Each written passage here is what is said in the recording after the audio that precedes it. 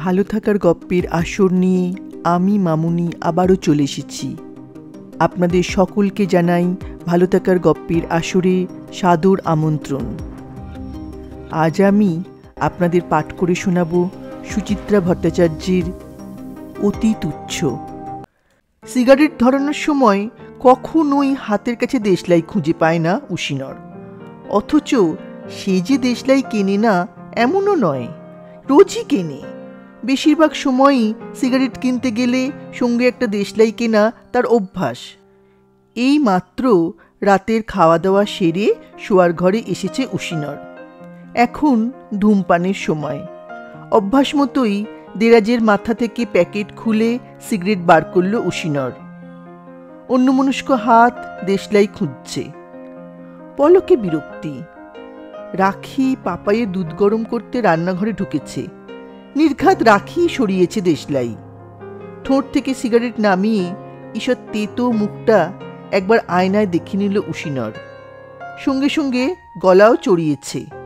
রাখি, দেশলাই দিয়ে যাও। পাম্প দেওয়া স্টোভ নিয়ে কসরত করছিল রাখি। পাপাই হওয়ার পর একজন বয়স্ক মহিলা রাখা হয়েছে। ডিউটি আওয়ার্স সকাল 9টা থেকে সন্ধে 6টা। রাখি অফিস থেকে ফিরলে তবে তার ছুটি। তারপর থেকে ছেলের পরিচর্যার ভার রাখিরই, সঙ্গে টুকটাক কাজকর্ম সারে সংসারের। রাতে রুটি করা, জামাকাপড় ইস্ত্রি, পরের দিন সকালের জন্য কুটনো কেটে রাখা, মশলা বের করে রাখা। সজোরে হাওয়া কাটা শোঁ শব্দ ছুটোছুটি করছে রান্নাঘরে। রাখি উশিনরের ডাক শুনতে পেল না। পেলেও বুঝি তার উত্তর দেওয়ার স্পৃহা নেই। উশিনর গটগটিয়ে রান্নাঘরে চৌকাঠে এলো। কি হলো, আমার দেশলাই কই? হাতা দিয়ে আলতো করে দুধ নাড়ছে রাখি। উদাস জবাব দিল, সে তো তোমারই জানার কথা। তুমি স্টোভ জ্বাললে কিসে? জ্বালিয়েছি, রান্নাঘরের দেশলাই আছে। মোটেই না, ওটাই আমার দেশলাই। কখনো না, আমি গণেশের মাকে দিয়ে আনিয়েছি। তোমার জ্বালায় বাড়িতে দেশলাই রাখার জো আছে? রাখি স্টোভের আওয়াজের সঙ্গে গলা মেলালো। কর্মরত রাখিকে আর কি তাতানো উচিত হবে? উশিনর গলা নরম করল। ঠিক আছে, তোমারটাই দাও আপাতত। স্টোভ থেকে আগুন নিয়ে নাও। রাখি আঁচলে ধরে সসপ্যান নামালো। কাঠি বেশি নেই, কাল সকালে লাগবে। অগত্যা এক ফালি কাগজি ভরসা।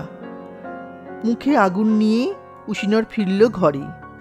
বিছানায় শুয়েছে টান টান। ধোঁয়া মাথায় যেতেই আশ্চর্য সুখানুভূতি। চোখ বুঝল উশিনর। সন্ধ্যের কেনা দেশলাইটা গেল কোথায়? সিগারেটের দোকান থেকে কোথায় কোথায় যেন গিয়েছিল। ক্লাবে তো আর যায়নি, সুতরাং আড্ডায় ফেলে আসার চান্স নেই। গিয়েছিল অচিন্তদের বাড়ি। ওখানে আধ ঘন্টাটাক বসেই বাজারে। অচিন্তদের ওখানেই কি তবে ফেলে এসেছে? তাই বা কি করে হয়? অচিন্ত গোটা দুয়েক সিগারেট খাইয়েছিল, 2 বারই লাইটার জ্বালিয়ে। বাজারে রঘুনন্দীর দোকানে পাপাইয়ের বেবি ফুড কিনেছিল। সেখানে সিগারেট ধরিয়েছিল কি? বোধহয় ধরিয়েছিল। বাজার থেকে বেরিয়েই হঠাৎ তপতির সঙ্গে দেখা। সুদর্শন উপায় বর আর ফুটফুটে মেয়ের হাত ধরে বাসস্টপের দিকে ধাবমান তপতি। সম্ভবত দিদির বাড়ি এসেছিল। দেশলাইয়ের ভাবনা থেকে তপতিতে ডুবে গেল উশিনর। কলেজে তপতির উপর বেশ দুর্বলতা ছিল উশিনরের। ক্লাসরুমে চোখে হারাতো। কি দেখতে ছিল তখন তপতি! রাজহাঁসের মতন গায়ের রং, দোহারা চেহারা, মোম পালিশ করা হাত পা, কোমর অবধি ঢেউ ঢেউ চুল, সামান্য গোল মুখ, চিবুকের কাছে গভীর খাঁজ। আর 5টা ছেলের মতো উশিনরের সঙ্গে সমানভাবে মিশত তপতি। তবু যেন উশিনরের মনে হতো তপতি তাকেই বেশি চায়। মনে হলেই শরীর জুড়ে আলী আকবরের শরৎ। হৃদয়ের কথা তপতিকে বলা যায় কি যায় না স্থির করার আগেই ঝুপ করে বিয়ে হয়ে গেল তপতির। আজ রাস্তায় উশিনরকে দেখে তপতি হৈ হৈ করে উঠেছিল। কিরে, আছিস কেমন? বিয়ে থা করেছিস শুনলাম, কি হয়েছে, ছেলে না মেয়ে? তপতির বর ভদ্রলোকটির সঙ্গে আগে একবার আলাপ হয়েছিল উশিনরের, কিন্তু তার নামটা কিছুতেই মনে এলো না। এই এক দোষ উশিনরের, ছোট ছোট ব্যাপারগুলো এমন বিশ্রীভাবে ভুলে যায়, ওই দেশলাইয়ের মতো। ঠোঁটে অমায়িক হাসি বুলিয়ে ভদ্রলোক 555 বাড়িয়ে দিয়েছিল। ওখানেই কি উশিনর দেশলাই বার করেছিল? ধুত, তপতি সূর্যদেব তো মিউজিক লাইটার দুলিয়ে আগুন নাচাচ্ছিল তখন। তপতি উশিনরকে শুনিয়ে বলেছিল, আর বলিস না, ওর গাড়িটা পরশু থেকে খারাপ হয়ে আছে, এত রাতে কি ট্যাক্সি পাওয়া যাবে? উশিনর জোরে জোরে কটা টান দিল সিগারেটে। অজান্তেই মুখটা বেঁকে চুড়ে গেছে। বিদেশি লাইটারওয়ালা স্বামীর বউরা কি ওই ভাষাতেই কথা বলে? তোর বরের গাড়ি আছে কি নেই তাতে উশিনরের কি এসে যায়? রাখি ঘরে এসেছে, মাটিতে বসে বোতল ধরেছে পাপাইয়ের মুখে। 8 মাসের ওস্তাদ ছেলে, টানছে চোঁ চোঁ। ছেলের চুলে বিলি কাটতে কাটতে রাখি মুখ তুলেছে। বেমালুম শুয়ে পড়লে যে, একদিন একটু বিছানাটাও করে নিতে পারো না? রাখির গলার ঝাঁঝটা মনে মনে মাপল উশিনর। তেমন তাত নেই। আড্ডায় না গিয়ে উশিনর তাড়াতাড়ি বাড়ি ফিরেছে বলে রাখির মেজাজ বুঝি কিঞ্চিত শরীফ আজ। উশিনর চোখ চালিয়ে বউকে দেখল একটুক্ষণ, খুঁটিয়ে খুঁটিয়ে। তপতির মতো সুন্দরী নয় রাখি। সাধারণ ঘরের মেয়েদের চামড়ায় মাখন মাখন ভাব আসবে কোথা থেকে? তার উপরে আবার রাখি চাকরি করে। সারাদিন হাড় ভাঙা খাটুনির পর রূপচর্চা করবার সময় কোথায় বেচারার? বিয়ের আগে অবশ্য রাখির শরীর স্বাস্থ্য মন্দ ছিল না।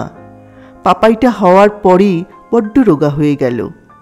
কণ্ঠার হাড় উঁচু হয়ে গলার দুদিকে দুটো খোদল, গাল চুপসে গেছে, চামড়া খসখসে মেরে গেছে বেশ। তবুও জোড়া ভুরু, পাতলা ঠোঁট, ছোট কপালে রাখি এখনো খুব একটা হেলাফেলার নয়। হঠাৎ উশিনরের বুকে কি এক অচেনা মায়া দুলে গেল। অফিস করে এসেও কি হাঁচর পাঁচর করে ঘর সামলায় রাখি।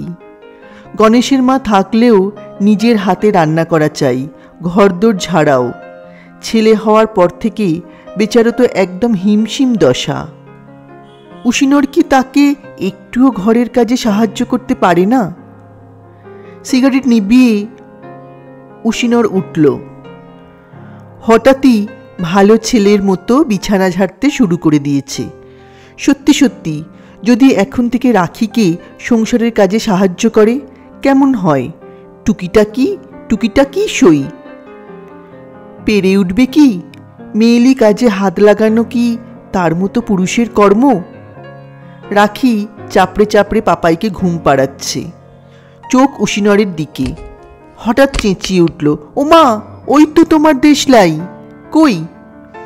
ওই তো বেড কভার ঝাড়তেই পড়ল মাটিতে, শব্দ পেলে না? উশিনর বেশ অবাকই হলো। এত কাছে ছিল, একেবারে হাতের গোড়ায়, তবু যে কেন চোখে পড়েনি? নিচু হয়ে দেশলাইটা তুলে নিল উশিনর। একটু হাত বুলিয়ে পাজামার পকেটে রেখে দিল। না, তুচ্ছ এই জিনিসটাকে আর হেলাফেলা করা চলবে না। কথাটা উশিনর ভাবল বটে। পরের দিন আবার ফেলে এলো দেশলাই। অফিসে ছুটির পর ব্রিজ কম্পিটিশন চলছিল। নেশাগ্রস্তের মতো উশিনর দেখছিল দাঁড়িয়ে দাঁড়িয়ে। তখনই কে যেন চেয়ে নিয়েছিল। আশ্চর্য, তুচ্ছ ওই একটা বস্তু হারিয়ে ফেলা যেন উশিনরের দৈনন্দিন জীবনের সঙ্গে জড়িয়ে যাচ্ছে। হারাবে খুঁজবে, হারাবে খুঁজবে, কখনো পাবে কখনো পাবে না। জীবনের অনুষঙ্গ কি তবে এটাই? টিপ টিপ বিরক্তির মধ্যেই এরকমই সব ফিলোসফিক্যাল চিন্তা আসছিল উশিনরের মাথায়। ভাবতে ভাবতেই কখন পাড়ার মোড়ের পান সিগারেটের দোকানে এসে দাঁড়িয়েছে। এই মন্টু, একটা দেশলাই দে তো। শুধু দেশলাই? সিগারেট চাই না? না, আছে। দেশলাইটাও ছিল, হারিয়ে গেল। দেশলাই বড় আজব মাল রে, থাকে আবার থাকেও না। মন্টু উশিনরের স্কুলের বন্ধু, এক সময় এক ক্লাসেই পড়তো। ক্রমশ গাড্ডু খেতে খেতে পিছিয়ে পড়ে, শেষ পর্যন্ত আর স্কুলের গণ্ডি পেরোতে পারেনি। বাবা কান পাকড়ে ছেলেকে বসিয়ে দিয়েছিলেন দোকানে। পান বিড়ি বেচে বলে মন্টুর কোনো কমপ্লেক্স নেই। সত্যি বলতে কি, দোকানটা সে ভালোই চালায় এবং মাস গেলে উশিনরের থেকে রোজগারও বেশি। হয়তোবা সেই সুবাদেই বন্ধুকে জ্ঞান দিতে ভারী উৎসাহ। দোকানের তাক থেকে একটা রংচঙে দেশলাই পারল মন্টু। বিজ্ঞের সুরে আবার বলল, মানুষের এটাই নেচার, দরকারি জিনিসের কদর বোঝে না। মন্টুর কথার ভঙ্গিতে এবার বেশ মজা পেল উশিনর। হাসল গাল ছড়িয়ে। বলছিস? বলছি। এই যেমন ধর বউ, পাশে থাকলে খেয়ালও থাকে না, আবার প্রয়োজনের সময় তাকে না পেলেই ছটপটানি শুরু হয়ে যায়। মন্টু চোখ টিপল। মানিস কথাটা? কথাটা আঁতে লেগে গেল উশিনরের। রাখিকে কি সে বেশি অবহেলা করছে আজকাল? কোন এক দূর গ্রহের প্রাণী তপতি রাস্তায় কটা মিনিটের জন্য দেখা হয়েছিল কি হয়নি, তার কথা তিনবার মনে পড়েছে। সকালে বাজারে কুমড়ো কেনার সময়, অফিসের আয়নায় নিজেকে জিভ ভেঙাতে ভেঙাতে, এবং অবশ্যই মিনিবাসের দীর্ঘ প্রতীক্ষায় থাকাকালে। কই, একটি বাড়ির জন্য রাখির কথা তো মনে পড়েনি। রাখি কি তাহলে এখন দেশলাইয়ের মতো তুচ্ছ, যখন তখন মন থেকে হারিয়ে ফেলা যায়? আর তপতি টুংটাং বেজে ওঠা বাজনাদার শৌখিন লাইটার? চোরা মর্মপীড়ায় ভুগতে ভুগতে বাড়ি ফিরল উশিনর। ঢুকে যা দেখল তাতে পীড়া আরও বেড়ে গেল। স্টোভে পিন করতে করতে গলদঘর্ম রাখি ফালি প্যাসেজটার মধ্যিখানে বসিয়ে রেখেছে পাপাইকে। বুকে ভর দিয়ে এদিক ওদিক পিছলে পিছলে চলে যাচ্ছে পাপাই। কাজের মধ্যে দৌড়ে দৌড়ে এসে রাখি সামলাচ্ছে ছেলেকে। ছি ছি, তাড়াতাড়ি বাড়ি ফিরে পাপাইকে তো সে অন্তত ধরতে পারে। উশিনর অফিসের পোশাকেই মেঝেতে থেবড়ে বসে পড়ল। কোলে তুলে নিল পাপাইকে। বাঁধো বাঁধো গলায় বলল, স্টোভটা খুব প্রবলেম করছে না? প্লিজ ঢঙের কথা বললো না। রাখি ঝনঝন করে উঠল। কদিন ধরে একটা নতুন স্টোভ কেনার কথা বলছি, মনে থাকছে কারুর? বিশ্বাস করো, আজ বাজারে যাওয়ার সময়ও মনে ছিল। উশিনর অপরাধী অপরাধী মুখ করল। মৃন্ময়দার সঙ্গে দেখা হয়ে গেল। এমন ক্রিকেটের গল্প জুড়ে দিল মৃন্ময়দা। বুঝেছি, এ কাজটাও আমাকেই করতে হবে। কবে আমি অফিস থেকে ফেরার সময় নিয়ে আসব? দেখো, কাল ভুল হবে না। থাক, তুমি নিজেকে নিয়েই থাকো। স্টোভ দপ করে জ্বলে উঠেছে। হলুদ শিখা নীল হচ্ছে ক্রমশ। টানা গো গো আওয়াজটাও বাড়ছে ধাপে ধাপে। এক দৃষ্টে আগুনের শিখাটাকে দেখছিল রাখি। হঠাৎ মুখ ঘুরিয়ে বলল, এবার কি বাবুর চা তেষ্টা পাবে? সাপ বলে দিচ্ছি, নো ঘ্যানোর ঘ্যানোর। আগে আমি ছেলের খাবার তৈরি করব, তারপর তোমার ফরমায়েশ। সহানুভূতিতে উশিনরের চোখে প্রায় জল এসে গেল। এত কষ্ট করে রাখি। সরকারি অফিসে চাকরি হোক আর যাই হোক, বাস ঠেঙিয়ে অফিসটা তো যেতে হয়, কাজও নিশ্চয়ই করতে হয় কিছু। আবার ফিরে এই হাড় ভাঙা খাটুনি।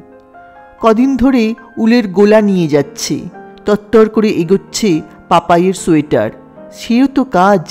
এর পরেও উশিনরের নেশাটার কথা ভুলে না রাখি। আর সে নিজে।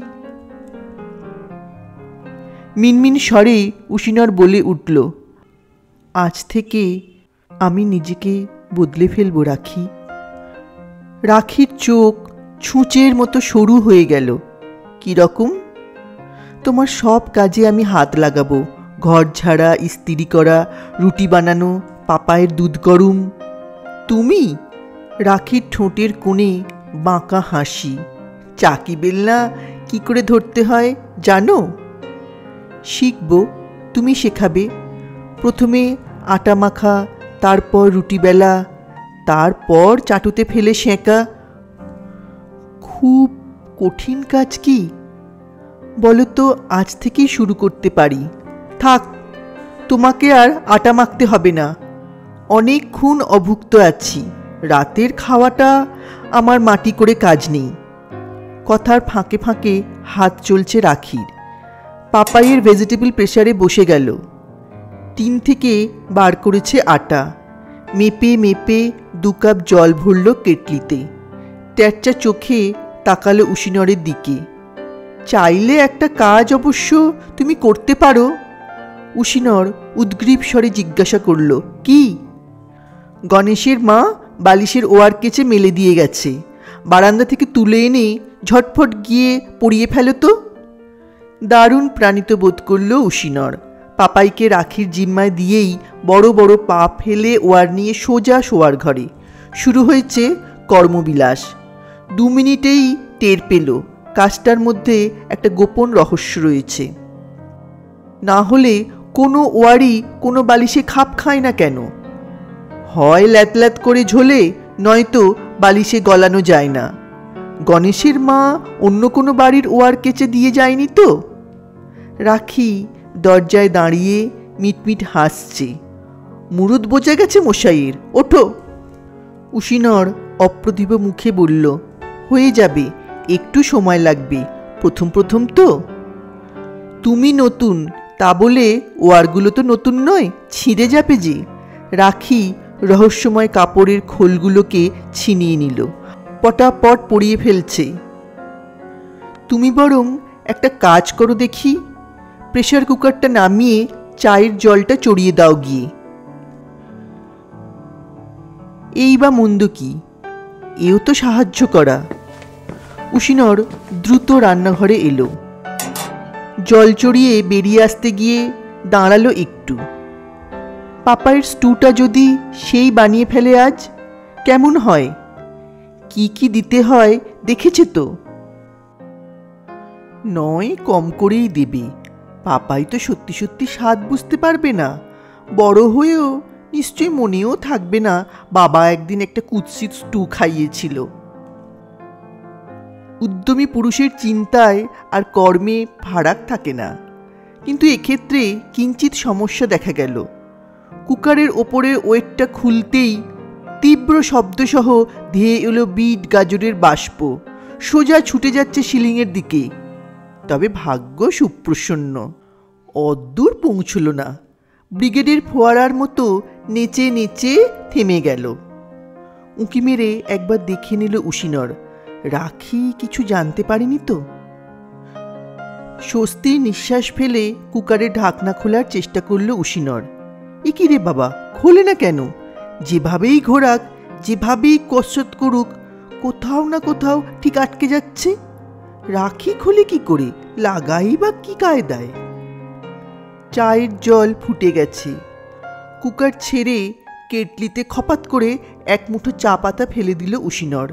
চিনি দুধ মিশিয়ে মোটামুটি একটা চা চা রঙও এনে ফেলল কাপে। রাখির সামনে কাপ প্লেট হাজির। তৃপ্ত উজ্জ্বল মুখ, গর্বিত মোরগের মতো ঘাড় দুলিয়ে উশিনর বলল, করেই আনলুম বুঝলে। অফিস থেকে ফিরে রোজ রোজ তো তুমিই আমায় চা করে খাও, এবার থেকে আমি। রাখি মেঝেতে পাপাইয়ের হামাটানা দেখছিল। ঘাড় ঘুরিয়ে বলল, তুমি করলে? হুম, সব পারি। তুমি অফিসে যেতে পারো, আমিও সংসারের কাজ করতে পারি। দেখো, খেয়ে বলো কেমন হয়েছে। চুমুক দিয়েই কি মুখটা বিকৃত হয়ে গেল রাখির। উশিনর ঠিক বুঝতে পারল না। রাখি ট্যাচ্চা চোখে দেখছে উশিনরকে। তেতো করে ফেলেছ, তবে খাওয়া যায়। তেতো হওয়াটা মোর স্টিমুলেটিং। উশিনর যেন নিজেকেই সান্ত্বনা দেবার চেষ্টা করছে। ইচ্ছে করেই তো তেতো বানালাম। রাখি চোখ নাড়ল না, ভুরু নাচাচ্ছে। আজ কেসটা কি বলতো? হঠাৎ কাজের বাই চাপল যে।